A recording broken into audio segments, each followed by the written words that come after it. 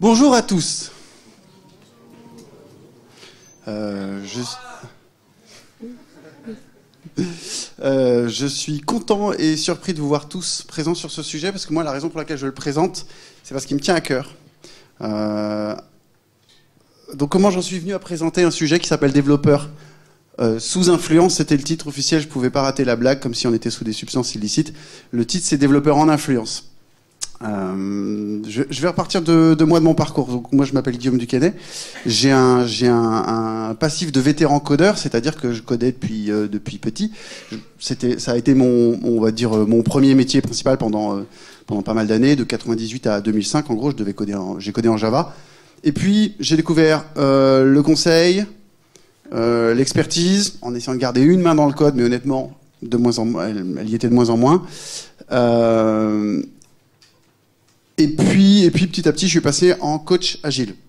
Donc, ça veut dire que j'ai quand même gardé des habitudes d'aller boire des bières après le Java User Group avec des copains javaïstes.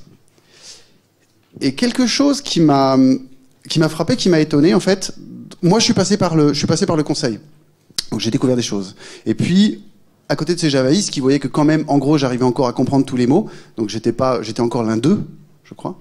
Même si je me faisais un petit peu vanner sur le côté coach, il y a bien un moment où il y a deux choses qui m'ont amené à faire cette session. Il y en a plusieurs fois certains qui sont venus me demander, non mais bon, maintenant on a bien rigolé sur les coachs, honnêtement, je me pose des questions sur ce que je fais dans ma mission. Je pourrais avoir juste ton avis de coach, limite tu le dis pas aux autres, hein, mais ouais, en fait, quand je dialogue avec les autres, je fais ça et ça et ça. Et ton avis, c'est quoi? Je me comporte comme un connard ou ça va? Donc j'ai eu ça, j'en peux plus, je comprends pas dans ma mission comment avancer. On a une interruption technique. Je passe, quoi? Mais comment je marche ici? Vache. Donc, je vais faire une connerie. Là, je suis bon.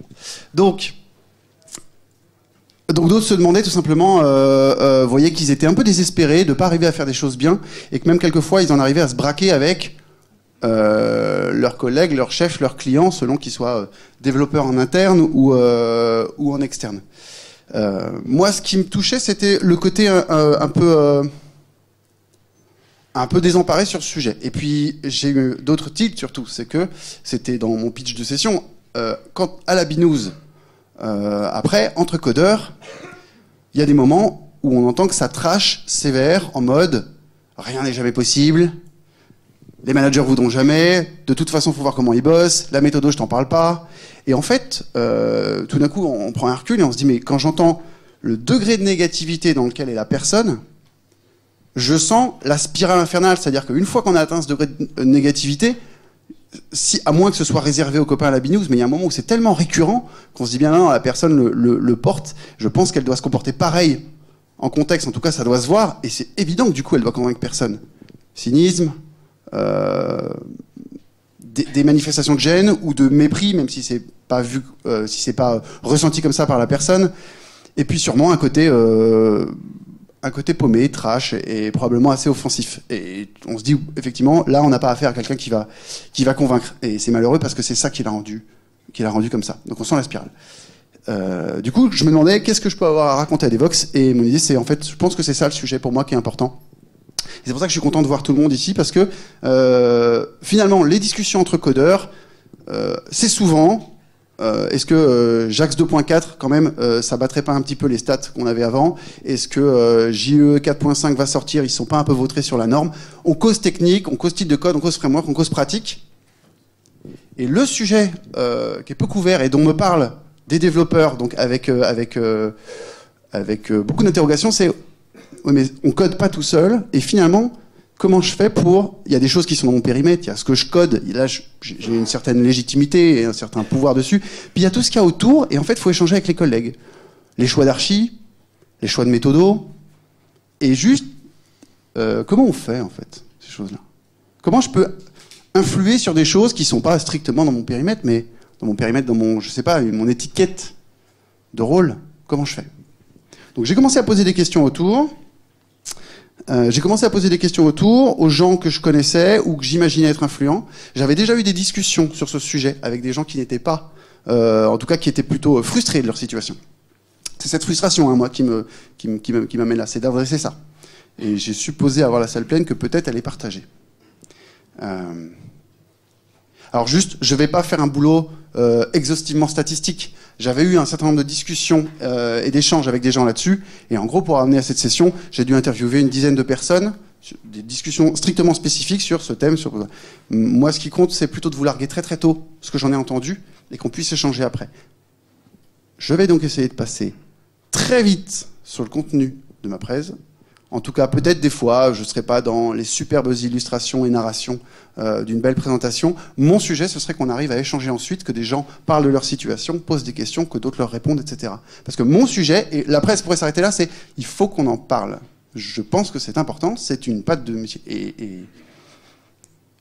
Voilà. Et votre présence me laisse penser que je ne suis pas le seul à le penser. Qu'est-ce que ça veut dire être en influence ? Imaginez cette lumière, je ne peux pas bouger. Qu'est-ce que ça veut dire être en influence finalement ? En fait, ça paraissait très nébuleux. Et à discuter avec des gens qui m'ont dit oui, moi, oui, je sais, j'ai pas toujours été influent dans ma vie, je le suis plus maintenant en tant que développeur, voilà ce que je fais, voilà ce qui marche, voilà ce que je vois marcher chez d'autres, etc. Ça s'est ramené finalement presque à un cas super simple. L'influence, donc, la définition, c'est l'art de changer les choses au cours du temps, de les faire dévier de leur trajectoire. Et le cas tout bête où s'exprime cette influence, finalement, c'est il y a la situation, et vous avez envie que quelque chose change. Alors regarde, il y a une proposition. Qu'est-ce que vous faites ? Et ces personnes que j'ai interviewées ont ramené ça à 4 questions très simples. Du coup, je les livre là, comme ça, si vous pensez que vous avez déjà toutes les réponses, vous pouvez partir aux autres sessions. Elles ont commencé un peu. Finalement, on m'a dit, en fait, être influence, la première question, c'est... Enfin, je pense que je suis influent parce que j'ai quelque chose à dire. Cette proposition, j'ai raison de la faire. Je suis pertinent sur le sujet. Je suis légitime sur le sujet. Et juste, c'est une bonne idée d'en parler. C'est pas juste pour ouvrir ma grande gueule. Est-ce que je sais confronter mon avis aux autres, en fait ? Puisque donc, la suite, c'est OK, je vois ce qu'il faudrait faire, mais... j'ai envie. Ensuite, on va échanger, on va discuter, on va raisonner ensemble. Ouais.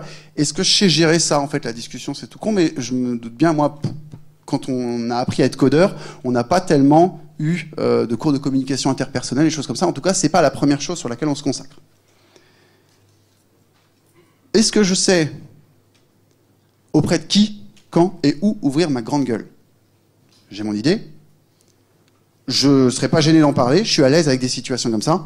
Mais est-ce que je sais qu'est-ce qui marche pas, qui il faut aller voir éventuellement si je veux exercer mon influence ?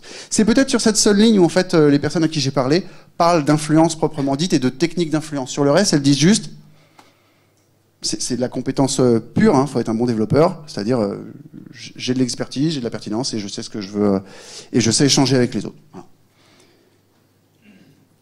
Et ces 3 questions, elles ramènent à une dernière que je vais garder, enfin j'aurais presque pu commencer par là, mais je vais garder, qui est, est-ce que vous savez ce que vous foutez là ? Moi j'arrive à l'aborder qu'en dernier. J'attaque, donc j'ai dit que j'essaierais d'aller vite, je vais donc essayer d'essayer. La question, est-ce que j'ai quelque chose à dire ? Alors, pour suivre la presse, que je vous invite, ce qui moi m'intéresserait, c'est que vous ayez en tête un exemple où vous dites... là, je bute. Là, j'aimerais bien être influenceur, ou je ne sais pas comment m'y prendre.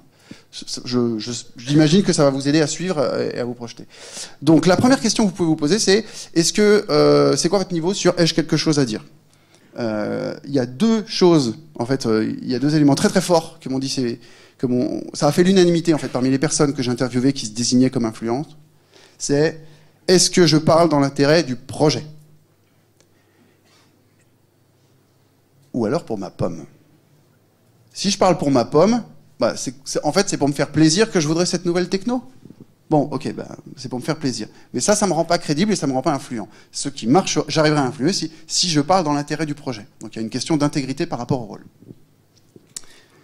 Et derrière, là où la vision a toujours été très tranchante, et je pense que c'est lié à notre boulot, est-ce que vous savez le justifier rationnellement ? En tout cas, est-ce que c'est ça votre référence ? C'est-à-dire, quand vous dites c'est dans l'intérêt du projet, est-ce que c'est basé sur des faits ? Est-ce que vous avez une analyse assez claire en tête ? Et est-ce que vous savez, et c'est le troisième partie est la plus importante. Est-ce que vous savez dire quelles seraient les conséquences pour le projet de votre proposition? Ou les conséquences de l'inaction si vous proposez? Et en fait, à chaque fois on dit... Donc il n'y a pas d'esbrouf, il n'y a pas de truc de Jedi en fait, comme on dit ces personnes-là. C'est juste, finalement, la base c'est, entre guillemets, faire des bonnes propositions et être dans l'intérêt de tous. Qu'est-ce qui fait qu'ils y arrivent? Ils me disent tous, non, donc ça s'appelle la compétence, hein, ce qu'on a dit avant, mais non, c'est pas que je suis compétent, c'est que je suis devenu compétent. Aucun ne m'a dit, je suis une star, j'étais bon dès le début. Ils m'ont plutôt dit, je me suis cru une star. Et la manifestation nette, c'est l'empilement des expériences. Qui, dans notre métier, avec une composante, avec en plus un fort renouvellement, dépasse largement le talent que vous pouvez avoir au départ. Les gens, moi, qui m'ont dit oui, je suis influent, m'ont dit je suis influent et je suis pas plus malin que les autres, mais il y a des choses que j'ai faites, donc j'ai accumulé de l'expérience. Et moi, j'ai remarqué quand ils m'en parlaient, qu'en tout cas quand ils décrivaient leur démarche depuis le début, et c'est lié au point précédent sur savez-vous le justifier rationnellement, je les ai trouvés extrêmement intransigeants sur les problèmes abordés, les faits observables, les conséquences, les analyses, les systèmes en tout cas les systèmes de rationalisation, les raisonnements. Je les ai trouvés très très intransigeants. C'était l'histoire de on m'a présenté une techno, je l'ai pas trouvé crédible, j'ai creusé. Ou alors j'ai pas trouvé crédit et j'ai trouvé que ce qui existait faisait mal le boulot, je suis allé faire autre chose. Mais donc c'est mener leur carrière depuis le début en tout cas avec une attention forte au point précédent. Donc la question, oui, mais c'est mignon, comment développer son expérience? Donc déjà, ça s'adresse plutôt aux juniors, donc désolé, ils sont en train de dire que vous serez moins influent mécaniquement. C'est pas choquant, moi ça a répondu juste à la question, est-ce que les types influents, en fait, ils ont un truc magique, quoi? Est-ce qu'ils ont un Jedi Mind Trick? Il n'y a pas de Jedi Mind Trick. Ils disent tous, j'ai bossé. Par contre, ce qu'ils disent, c'est j'ai bossé, l'expérience c'est bien, mais quelquefois vous n'avez pas la variété d'expérience pour approfondir dans votre projet, ou tout simplement, on a dit qu'avant vous êtes dans l'intérêt du projet, et innover à tout crin, c'est peut-être pas le truc du projet. Donc il nous dit, moi je les ai trouvés, en tout cas ils racontaient tous l'histoire d'une curiosité tout au long de leur carrière. Là, quitte à dire, la curiosité, ça se bosse hors projet. Et au début, je me suis dit, est-ce qu'il n'y a pas d'autre solution, machin? Moi, je dirais juste, tous les gens à qui je parle, ils me disent, ils racontent des histoires de quand ils ont codé en dehors de leur projet. Je sais pas bien si on enfonce des portes ouvertes jusque-là, mais moi j'ai trouvé que ça m'a fait du bien de l'entendre et j'ai trouvé que c'était mieux de le dire. Alors j'ai ajouté un petit truc sur cette pratique de l'expérience. Cet été j'ai découvert le bouquin The Art of Learning qui a été écrit par Josh Waislin, qui a juste pour pouvoir parler de l'art d'apprendre le fait d'avoir été champion du monde d'échecs et champion du monde de tai chi combat. Et qui donc a écrit comment il apprend. Et son truc, c'est de dire, si c'est un petit indice justement pour des gens qui démarrent et qui se disent, je veux construire mon influence au cours de ma carrière, je veux devenir influent, creuser en profondeur d'abord, c'est-à-dire approfondir sa maîtrise d'une chose. Le raisonnement derrière, si je vous le fais vite, c'est qu'en approfondissant votre maîtrise, vous allez découvrir des vérités plus profondes, ou des éléments plus profonds, et plus universels. Quelle que soit la pratique, finalement, vous allez découvrir des choses plus universelles. Du coup, quand ensuite vous passerez à d'autres pratiques et chercherez à élargir cette maîtrise, ces principes vous aideront à apprendre de plus en plus vite sur d'autres domaines. Moi, c'est juste un petit indice, et c'est vrai que ça ressort beaucoup. Donc ça ne dit pas qu'il ne faut pas changer de projet, qu'il ne faut pas changer, ça dit juste, en tout cas, ce que vous êtes en train de maîtriser, il semblerait que essayer d'approfondir vraiment le plus possible un domaine et de le creuser, ça marche plus, par exemple, que d'aller faire des petits tours un petit peu partout, sans qu'il y ait vraiment de rapport entre les choses. Donc là, on est dans la question hardcore. On part vraiment de relations entre personnes. Est-ce que vous savez vous confronter aux autres avis? C'est la question. Truc sur lequel, par exemple, je sais que personnellement, je suis pas le roi, parce que j'ai tendance à aller vers le consensus. J'ai trouvé différents degrés d'appréciation de cette chose parmi les gens que j'ai interviewés, qui étaient plutôt des seniors, mais en fait, je les ai trouvés parfois très, j'ai dit intransigeants, hardcore. Oui, on est là pour confronter notre avis. Et j'avais lu des études de personnalité qui notamment notaient que dans l'informatique, on voyait bien que on était sur des choses qu'avec des sciences, de l'ingénierie, des trucs avec des 1 et des 0 à un moment, des choses vérifiables et observables, et que finalement, il y avait un trait très très fort de, quand on analyse sur les gens, dans l'ensemble, ça sélectionne des gens qui n'ont pas peur de la confrontation des idées. Il y a des milieux où, au contraire, on va chercher à être beaucoup plus, à travailler l'accord avec l'autre. Ici, on pourrait dire qu'en gros, certains s'en foutent d'être d'accord avec l'autre. Ça va même plus loin. Alors voilà, je mets ça parce que un jour j'ai réalisé ça, j'ai réalisé que je faisais pas ça, et ça a un peu changé ma vie de consultant. Ils disent tous, il n'y a rien derrière, il y a juste ce mot-là, il n'y a pas de sous-boulette.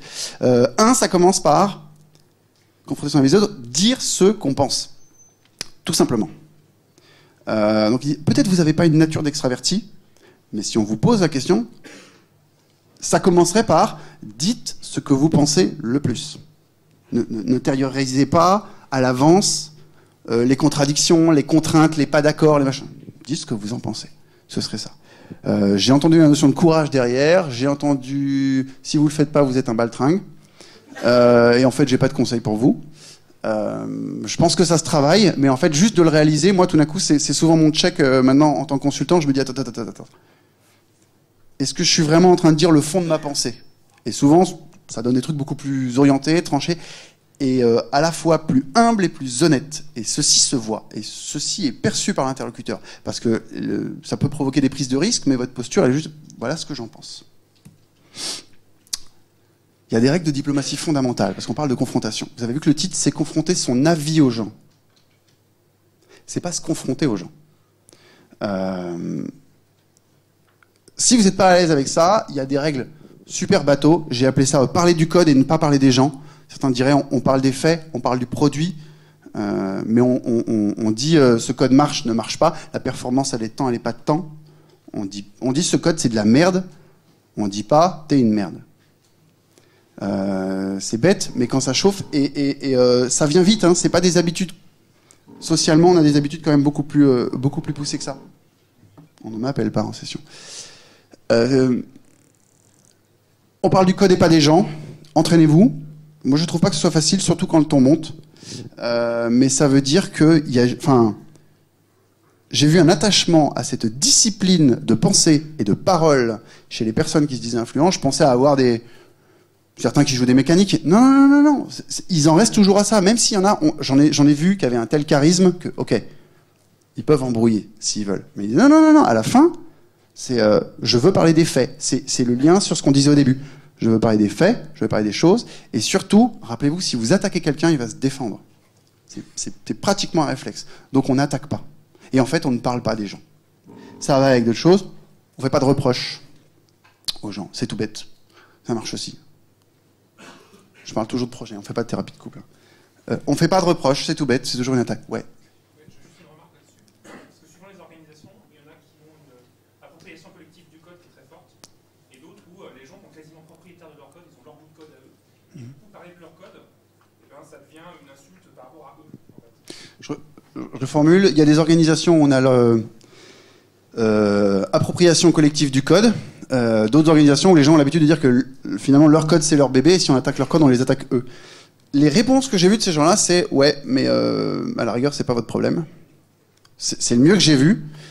Par contre, je pense que l'attachement, ça peut être formulé. Il dit je parle pas, je me fous de savoir si je parle juste du code. Est-ce qu'il marche, est-ce qu'il marche pas. Une opiniâtreté, une discipline à ne pas se faire entrer face à quelqu'un qui est attaqué. J'ai dit faut pas attaquer. On pourrait ajouter faut pas se défendre. Il faut pas dire non. Revenez au code. Je dis le code, revenez aux faits, aux choses, aux produits. On a de la chance, on est dans un domaine où on réalise des choses. Donc on revient dessus. Oui, je te parle de ton code. Tu le prends mal. C'est ton problème.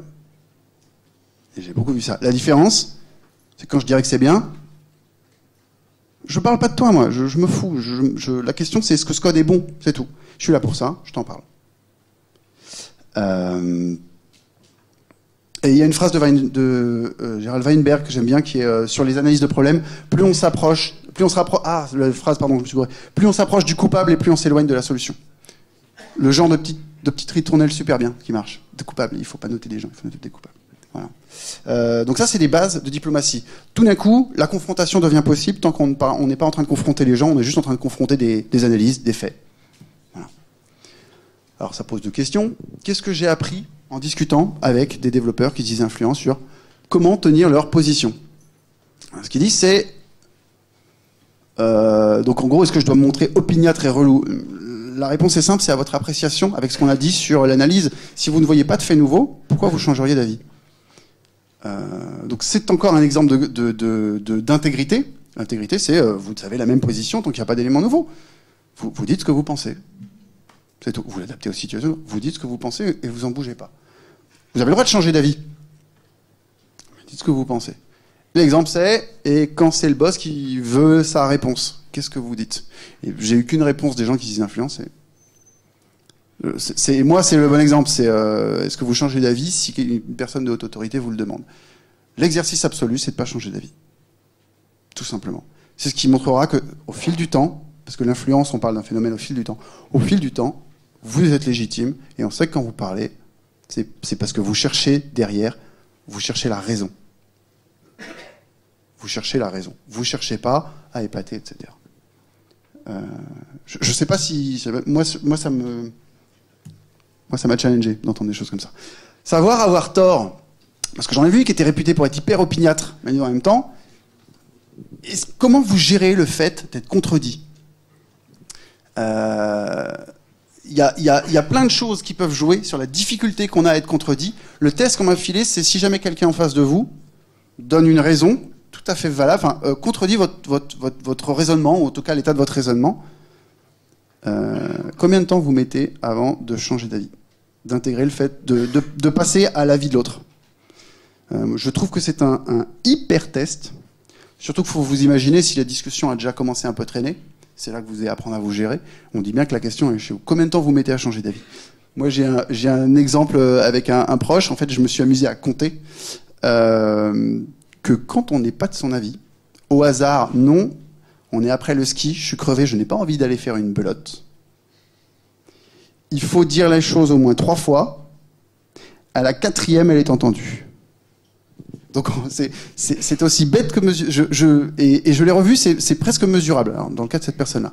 Mais voilà, je vous invite à vous demander, et c'est un vrai challenge, comment on fait ça. En tout cas, moi, c'est les vertus de quelqu'un d'influent qui m'ont été décrites. Le danger dans ces cas-là, c'est qu'il y a plein de biais. On est humain et on a plein de biais. Si je vous en cite, j'ai pas envie de tous les citer. La pression sociale, c'était la question du boss. Mais il y a l'inverse, c'est changer d'avis, c'est être faible. Avoir tort, c'est être faible. Non, vous êtes là pour chercher la raison. L'autre, on s'en fout, mais vous, on s'en fout aussi. Vous êtes là. Vous changerez d'avis s'il y a une raison de changer d'avis. Et vous aurez tort, mais ça pose pas de problème. Le but, c'est de trouver la chose raisonnable, la proposition. Le biais d'expertise, il y a, en fait, peut-être vous connaissez il y a une image assez simple là-dessus, c'est vous voyez quelqu'un la nuit en train de chercher ses clés sous la lumière d'un lampadaire. Donc la question c'est, qu'est-ce qui vous arrive? Vous avez paumé mes clés, vos clés par ici? Non, mais ici c'est éclairé. Donc je cherche là. La transcription, c'est vous réunissez une table d'experts et l'expert base de données vous dit qu'on peut résoudre ça avec un truc particulier dans la base de données, ou que c'est un truc qu'il faut résoudre par la base de données. C'est un problème de la base de données d'ailleurs. L'expert USB vous colle un USB, etc., etc. Et c'est le fait que si vous vous spécialisez trop, là c'est un truc qu'on subit, hein, on ne voit plus les problèmes que là on est spécialiste. On sait qu'il y a un biais là-dessus. Juste, ça dit pas que vous y échapperez, je ne saurais même pas comment vous dire de le faire, ça veut dire que, en le sachant, vous savez que ça c'est des raisons qui peuvent faire que tout d'un coup vous allez dans une voie où vous avez pas raison. C'est ok. Biais d'engagement, vous êtes à la plage, il fait beau, il fait chaud, et tout d'un coup, il y a le ballon d'un de vos gamins qui part à 50 mètres de vous, 10 mètres dans la flotte. Vous y allez.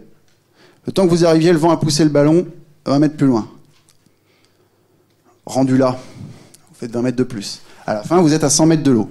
Si vous avez posé sur la plage et que vous avez mis le ballon à 100 mètres dans la flotte, vous n'auriez jamais été.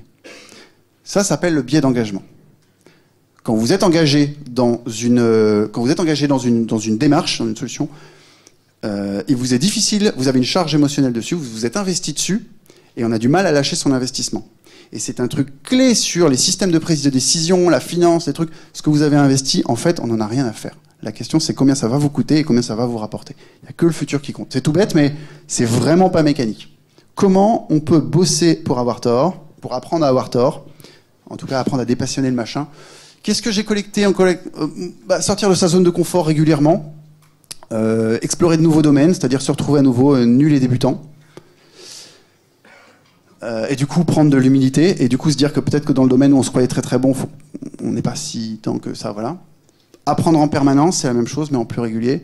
Et quelque chose, j'ai entendu plusieurs exemples, c'était formulé différemment. Incitez vos collègues à vous contredire. C'est-à-dire, si ça passe tout seul, allez chercher la contradiction. Prouvez-moi que j'ai tort. Si les autres, si c'est par exemple de l'acceptation passive, ou si quelqu'un en face n'a pas le même avis que vous, mais se sent pas la démarche de vous challenger. Je pense à un rapport fort, par exemple, entre un développeur senior et un développeur junior. J'ai beaucoup entendu, je les invite à parler. J'ai même entendu l'exercice, je ne sais pas si Florent est dans la salle, avec un tout junior. Ton exercice, c'est tu regardes mon code et 2 fois par jour, tu trouves des trucs que j'aurais dû faire différemment. Tu trouves des erreurs que j'ai faites. Et quand j'ai entendu cette histoire, je me suis dit, c'est bien parce que c'est de l'exemplarité, ça incite à la culture de l'acceptation de l'erreur. Mais en récapitulant, non, je comprends. C'est pas pour les juniors que c'est intéressant, c'est pour les seniors. Parce que c'est un entraînement permanent à avoir tort. En dehors de toute convention sociale. Et on est dans un domaine et où on l'entend beaucoup. Oui, ça arrive souvent de se faire mettre une petite fessée par un junior. C'est pas systématique, mais on n'a pas dit qu'ils avaient 0 influence.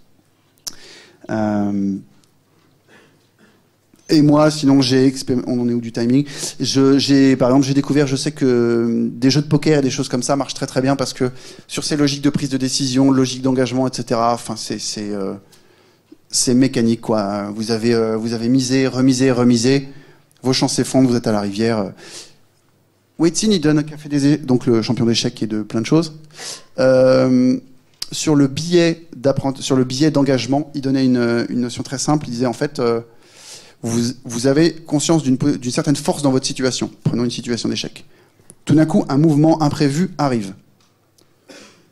Vous avez une perte. Votre situation est compromise. Il y avait une option que vous n'aviez pas prise parce qu'elle vous aurait affaibli. Oui, mais ça c'était avant. Maintenant, et il dit que c'est là que se commettent les grosses erreurs d'échec et l'aspect psychologique des échecs. Tout d'un coup, s'il y a un truc qui vous a ramené dans une position vraiment inférieure, il faut que vous le réalisiez absolument parce que l'option qui vous affaiblissait, maintenant, c'est une option qui vous améliore. Elle est plus haute. Vous étiez en haut de la montagne, maintenant vous êtes dans la vallée. Et le point au milieu, il est devenu vachement intéressant. Le retard sur les échecs, il dit, c'est une des causes psychologiques qui font faire beaucoup d'erreurs. Ne pas accepter qu'une option qui était mauvaise avant est devenue une bonne option parce que on vient de prendre un pion, c'est tout. Voilà.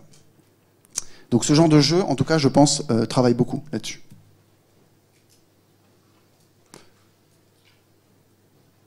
Bon. On a parlé de cette situation idéale, donc vous commencez à voir le schéma, ces gens qui se disent influents, pour l'instant, sont de bons rhétoriciens. Ils ont de bons raisonnements, ils avancent loin, ils ont de l'expertise, ce qui leur donne beaucoup de pertinence. Et beaucoup d'art de l'échange avec les autres, qui travaillent sur eux-mêmes, sur le truc. Et puis quelquefois, au bout d'un moment, on n'est pas des stars, c'est d'ailleurs pour ça qu'on en discute avec les autres, votre raisonnement a des limites, donc tout d'un coup, on n'est pas du même avis, je peux pas prouver que tu as tort, et tu peux pas prouver que j'ai tort. On n'y arrive pas, juste. Un truc que j'ai beaucoup entendu, c'est qu'il faut respecter l'envie ou l'intuition, en fait. Souvent, l'intuition, on dit que c'est peut-être les prémices d'un raisonnement qu'on n'arrive pas encore à formuler. On a vu un truc, mais on n'arrive pas à l'expliciter. Et ça se résout souvent par, ok, on laisse filer, on essaye. Ok, on n'arrive pas à se convaincre, on va pas se battre comme des chiens. C'est ça, moi, qui m'a intéressé. C'est de dire, cette approche très raisonnelle a une limite, on ne se battra pas comme des chiens sur savoir si c'est ma solution ou la tienne. On acte le fait qu'on n'arrive pas à trouver le truc raisonnable, du coup, on essaye. Certains appelleraient ça être d'accord sur le désaccord. Voilà. Et je pense que la vertu, c'est que ça arrive vite. Et pas quand on est complètement monté dans les tours et que ça fait 1 heure qu'on se fout sur la tronche en réunion. Pardonnez mon langage. Comment on peut donner des choses à approfondir sur ce genre de thème? Moi, j'ai que des petits éléments culturels. On pourrait faire des prêts entières sur l'art d'avoir tort, comment se comporter avec les autres, les discussions, comment ne pas heurter les autres. Si je donne des pistes, un truc qui pour moi est une tuerie, c'est la notion de communication assertive. Parmi les définitions, il y en a une que j'aime bien, c'est l'art de dire des choses difficiles sans être passif, sans être offensif. ou agressif. Depuis que j'ai appris, en gros, vous allez parler de faits ou de choses que vous ressentez, de vous-même. Si vous êtes sur des faits observables et si vous êtes sur vous-même, on ne peut pas vous contredire. C'est la notion d'assertion. Et en fait, ça vous fait beaucoup réfléchir à sur quoi êtes-vous en train de prendre position. Est-ce que vous êtes en train de prendre position sur des choses que vous pouvez vous contredire? J'ai pas le temps d'explorer ça. Mon avis, en tout cas, c'est que ça m'a fait un petit peu le même... j'ai trouvé ça aussi fondamental pour des notions de communication interpersonnelle que la conception émergente pour des notions de code. En termes de portée, vous ne verrez plus les choses pareilles. Un principe qui est tiré de 7 Habits of Effective People, qui est un top bouquin avec un titre traduit que j'ose même pas dire tellement il est mauvais. Un des principes de fond, c'est est-ce que, et là je n'ai même pas une to-do list, un des principes de base pour être en écoute active, c'est chercher à comprendre l'autre avant de comprendre. Vous pouvez vous tester facilement. Est-ce que vous interrompez souvent la parole? Est-ce que pendant que l'autre parle, vous êtes en train de penser à ce que vous allez dire? Est-ce que vous seriez capable de reformuler ce qu'il a dit? Est-ce que quand quelqu'un soumet une contradiction, vous lui posez des questions pour l'explorer avec lui? Ou est-ce que vous êtes déjà en train de sortir les munitions suivantes? Ou vous êtes en train de les préparer? C'est des questions, je ne saurais pas explorer comme ça comment on y arrive, à part des travaux, du boulot, du temps et de la conscience de soi, avoir des petites notions sur des tests de personnalité, quelle est votre tendance. C'est pas tellement, c'est et la conscience de soi et la conscience que les autres sont différents, et que donc vous pouvez ne pas être d'accord et avoir raison tous les deux, vous pouvez ne pas comprendre que vous êtes d'accord, etc. Des moyens pour ne plus être agressif envers les autres. Et après, petit indice du coach, si vous vous demandez comment je fais pour observer que je suis en train de partir en spirale en réunion ou de chauffer sur un sujet, quoi. Dont en fait on n'en a rien à foutre parce qu'honnêtement cette histoire de log c'est pas le point fondamental de l'appli et après tout demain au café je dirais non mais on s'en fout, on essaye, on voit. Si vous n'êtes pas habitué à vous observer, à vous ressentir, avec le temps vous comprendrez, vous arriverez à sentir que vous êtes dans un niveau d'énergie et vous dire oh c'est pas normal ça, je suis en train de m'énerver, je suis pas habitué à ça. Donc là, voilà. Mais ça c'est quand on y est arrivé, quand on a bien développé ce truc-là. L'intermédiaire, c'est regarder l'autre, parce que souvent, c'est vous qui avez de l'effet. Si l'autre s'énerve, demandez-vous si vous n'êtes pas un peu énervé, et probablement qu'il vous répond. Si l'autre... Alors, comment on voit quelqu'un qui s'énerve ou qui vient? Les gens rougissent, c'est aussi bête que ça. Voilà. Les gens rougissent quand l'émotion monte. Si l'émotion monte en face, il est très rare que quelqu'un monte en émotion tout seul. Donc, observez l'autre, ça va être un début pour commencer à piger comment vous fonctionnez. Je n'ai pas envie d'aller plus loin pour garder un petit peu de temps. Quand est-ce que je dois ouvrir ma gueule? Quand est-ce que je dois ouvrir ma gueule? Là, on est effectivement sur des petites astuces et techniques d'influence.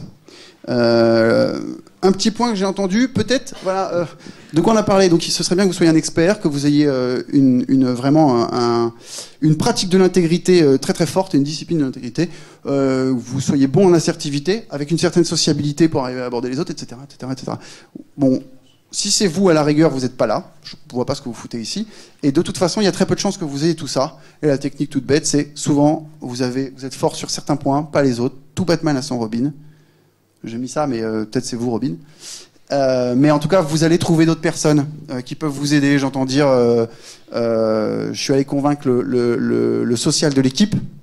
Et j'avais une bonne idée, mais je sais que moi, en discuter avec les autres et tout, je pars en live. Enfin, je suis pas, voilà. Par contre, je suis trop cassant, je suis trop sec pour les autres. Mais lui, il sait arrondir un peu les angles. Et du coup, je lui en cause, on se convainc et on va mener le truc à deux. Ou bien on va en parler au chef, parce que moi, le chef, il m'impressionne.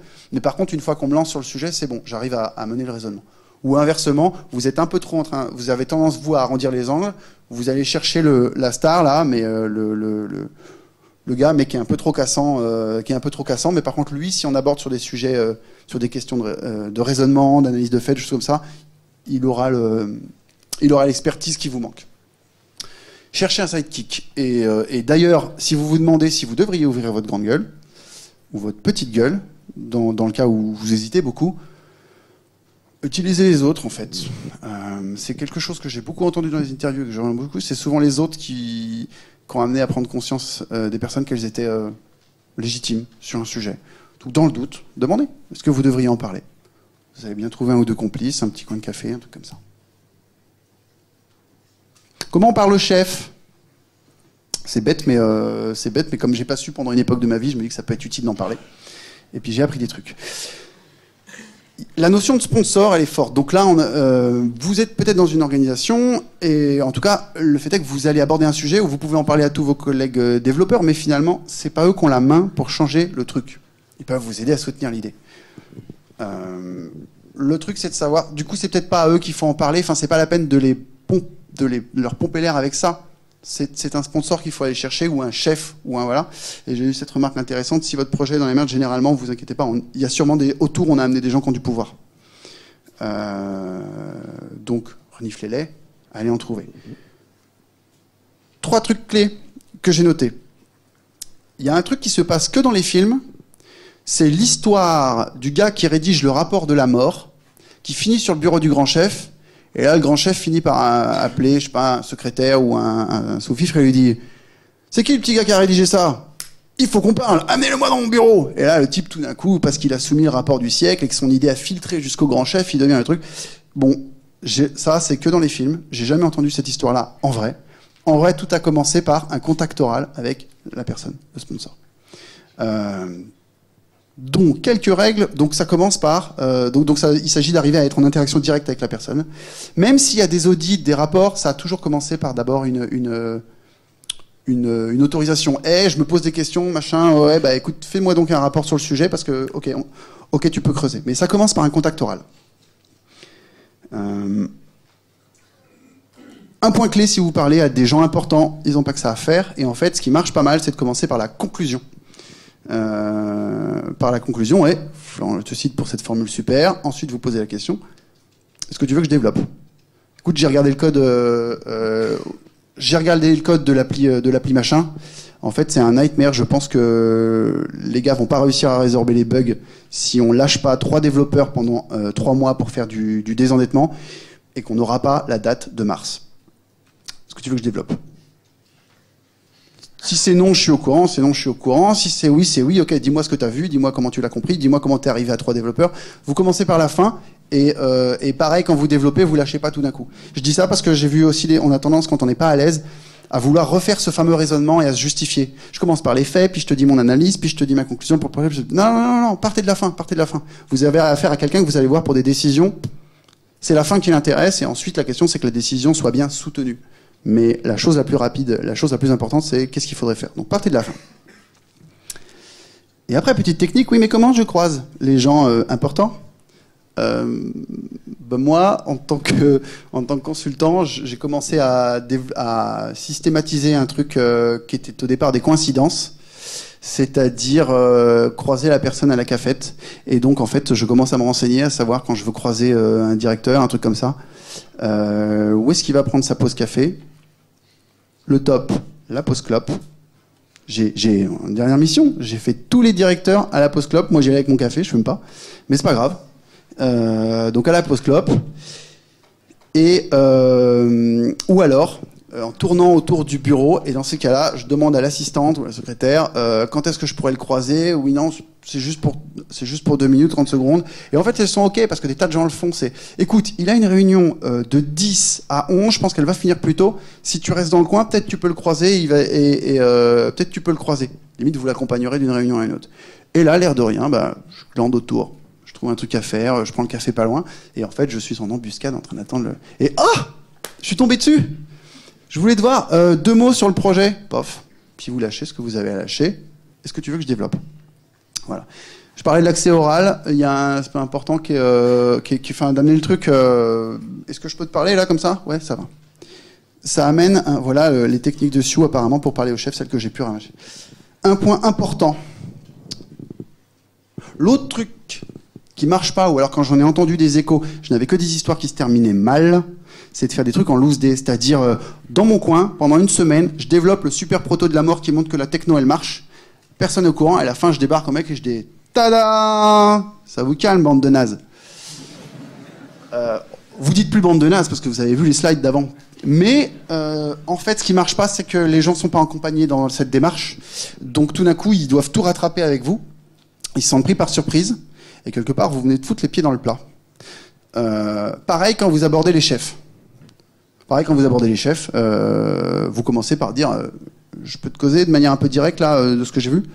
Voilà. L'idée c'est poser un cadre à ce que vous dites, prévenez les autres que vous allez faire quelque chose, voire prévenez les autres que vous allez intervenir. Je donne quelques exemples de choses que j'ai faites, que j'utilise beaucoup, que j'ai vu faire et que j'ai réentendu d'autres gens un peu aguerris sur ce genre de sujet. Ça m'a beaucoup servi parce que j'ai fait coach. Je suis revenu en tech lead quelques temps et je suis reparti coach ensuite. Mais toutes les techniques d'influence que j'avais appris en tant que coach m'ont vachement servi pour gérer ma parole en réunion. Et juste commencer par... je peux apporter une contradiction, le formuler comme ça, est-ce que je peux? Et attendre que les autres disent oui, c'est un phénomène terrible. Ils vous accordent leur écoute, ils ont l'impression que c'est important, et vous montrez que vous respectez le cadre de la discussion. Vous n'êtes pas en train de balancer des trucs un peu à l'arrache. C'est con, c'est des techniques de prise de parole, et ça marche pas mal. Et attendez le oui, en fait. Et il m'arrive de le redemander, et de le redemander, jusqu'à ce qu'il y en a un qui dit « Non, c'est bon, est-ce qu'on pourrait entendre Guillaume qui demande la parole depuis tout à l'heure ?» Vous pouvez aussi dire « Je peux dire un truc trash ? Je l'ai entendu faire, je l'ai vu faire, je l'ai fait. » Ou bien, on parlait de l'essai magnifique pendant une semaine, je me pose des questions sur le truc, etc. J'aurais bien envie de faire un essai sur cette techno-là. Juste prévenez les autres, embarquez-les dans la discussion, et attendez Louis. Si vous voulez des références que j'ai pas mis, peut-être vous pouvez lire Getting to Yes, qui est l'art de la négociation constructive, qui est très très très bon. Je vous ai raconté tout ça, mais tout ça, ça demande du courage. Et quelquefois, on parlait de gens qui sont en frustration. Pourquoi ils sont en frustration? La question à laquelle ça m'a ramené, c'est qu'est-ce que vous foutez là? Il y a deux cas, hein. C'est quoi votre position? Soit vous êtes en fait dépendant de cette situation, de votre rôle. Vous êtes dépendant de ce job. Dépendant financièrement, peut-être. Donc vous ne pourriez pas vous permettre de changer de job. Vous êtes dans un bassin d'emploi où il n'y a pas des masses. C'est pas un truc dont on est très conscient, je trouve, dans les développeurs parisiens ou dans les dans les grandes villes. Mais vous êtes dans un bassin d'emploi où il n'y a pas beaucoup d'ingénieurs dans votre domaine. Se braquer avec un boss, c'est pas une évidence. Et si vous êtes viré parce que vous étiez intègre et que vous avez dit ce que vous pensiez que ça ne plaisait pas, non, c'est pas forcément possible. J'ai aussi entendu parler de dépendance affective. Vous aimiez votre boîte et vous avez vous n'êtes pas prêt à la quitter. Le problème, c'est que ça se met face à un autre truc qui est un trait très fort que j'ai vu de ces gens influents, systématique. C'est des addicts à la performance. À la question, ouais, c'est mignon, mais tu vois plein de choses qui veulent changer, mais pourquoi tu as envie de les changer? La réponse, c'est pratiquement, j'en ai besoin. C'est l'histoire de ma vie, c'est ça ma carrière. Moi, je vois les choses qui veulent changer. Et la raison de cette frustration, pour moi, c'est quand vous savez pas où, quand vous avez les deux en même temps. C'est-à-dire, vous voulez changer plein de trucs, mais votre situation ne le permet pas parce que vous avez besoin d'être consensuel. À part faire un choix et en prendre conscience, et j'ai envie de dire sans féliciter, je vois pas trop quoi. Donc ça veut dire que si vous êtes au max du changement que vous pouvez produire et que vous n'êtes pas dépendant, peut-être il faut vous barrer. Vous n'y arrivez pas, ça ne marche pas, ok. Peut-être il faut partir ailleurs, peut-être vous ne pouvez pas changer les choses. Si vous êtes dépendant de cette situation, félicitez-vous, vous arrivez à nourrir votre famille, avoir votre boulot.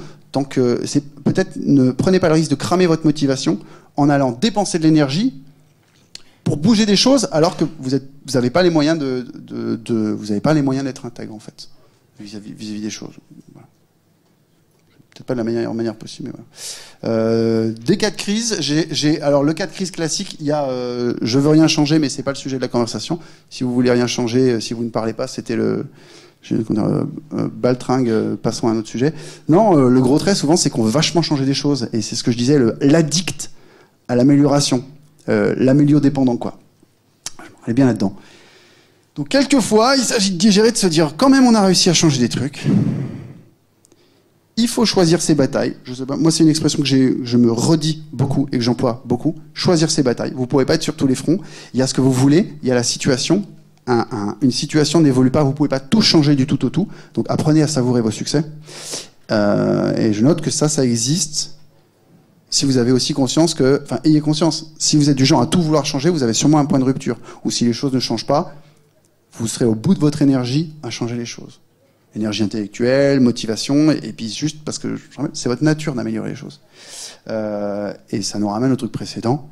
Ce point de rupture, il existe, peut-être juste il faut en avoir conscience. Le côté je suis intègre parce que de toute façon, je me barrerais plutôt que de laisser dire des choses dans lesquelles je ne crois pas, plutôt que de prendre des positions que je ne pense pas raisonnables. Je l'ai entendu chez tous les gars d'influence. Ce qui revient à dire, si vous êtes dans un cas où vous ne pouvez pas vous le permettre, peut-être que vous ne pouvez pas avoir cette influence. En tout cas, la mentalité, elle était là. La mentalité des gars était, je suis en position de pouvoir partir. J'y suis prêt. Détecter la spirale cynique, c'est tout con. Je parlais de ces gens à la binouze. Moi, en fait, comment je détecte? J'entends ça ne bougera jamais, toutes les boîtes sont comme ça. Des généralisations, en fait. Ça, c'est totalement réfutable scientifiquement. Il y a des jamais, il y a des toujours. Il y a les îles et il y a les jeux. Mon petit truc pour détecter si vous y êtes, j'ai trouvé ça un jour. Vous pouvez faire de l'autothérapie par écrit. Vous posez les questions qu'un thérapeute vous poserait. Quand est-ce que je suis énervé? Où est-ce que je suis énervé? C'est quand je pense à quoi ou à qui que je suis énervé? Avec qui je me suis trouvé énervé la dernière fois? Ou alors quand je faisais quoi? En fait, ça vous donne juste cette espèce de décalage entre la formulation des idées, l'explicitation, et le fait de les réentendre ou de les réobserver, de les relire, en fait. Ça vous donne une distanciation et vous prenez du recul. C'est tout con. Un petit test pour vérifier si vraiment vous êtes dans une situation où vous ne pouvez rien changer, ou alors c'est vous qui avez intériorisé des limites, qui n'essayez pas, qui n'êtes pas à l'aise avec différents points précédents. Un petit truc que les coachs font parfois aux gens qui on va dire, qui sont pas habitués à pratiquer l'ambition, c'est je vous donne une semaine pour subir 3 refus. Allez chercher le refus. Allez voir si les choses ne changent pas. C'était juste des petits tips, il fallait bien que j'en trouve. Ma conclusion, ce que j'ai appris de ces gens, c'est que si je pouvais le résumer, je dirais que devenir influent, c'est un choix de carrière que les gens m'ont décrit. Un truc qu'ils ont travaillé depuis le début, qu'ils ont fait progresser, et auquel ils étaient attentifs du départ. C'est pas arrivé sur le tard. Voilà, c'est tout ce que j'avais à vous raconter. Maintenant, la question que je me pose...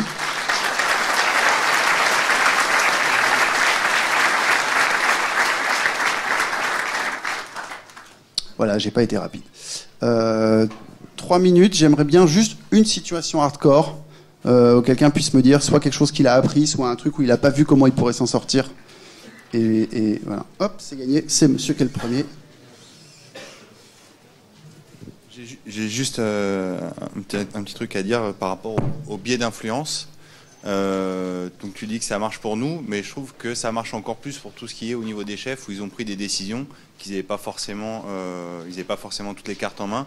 On a beau prouver par A plus B que ce qu'on dit ça tient la route, mais comme il y a des engagements antécédents qui ont été pris, on peut aller voir qui que ce soit, on peut faire ce qu'on veut, ça bougera jamais. Je pense que peut-être un petit truc aussi, c'est de voir quand est-ce qu'il y a des nouvelles personnes, des nouveaux chefs qui arrivent, parce qu'à ce moment-là, les changements de décision sont beaucoup plus faciles à prendre. Mais je trouve que ce biais d'influence, il est important, justement, il marche dans la vie de tous les jours, mais plus on est haut placé et plus il est important. Moi, j'avais entendu face à ça, les gens qui disaient juste incarnez ce que vous voulez voir. Restez sur vos... mais oui, j'entends. Est-ce que quelqu'un veut partager autre chose, vite fait? Juste à la fin, j'adorerais avoir vos feedbacks. C'est la première fois que je fais cette presse. Pour moi, le point, il était important. Même si la presse est nulle, c'est juste important que les gens commencent à en parler. Et j'adorerais que vous m'en parliez après. Merci. Ouais, moi, j'aimerais faire un petit commentaire. Il y a un truc qui, je pense, qui manque dans ta présentation.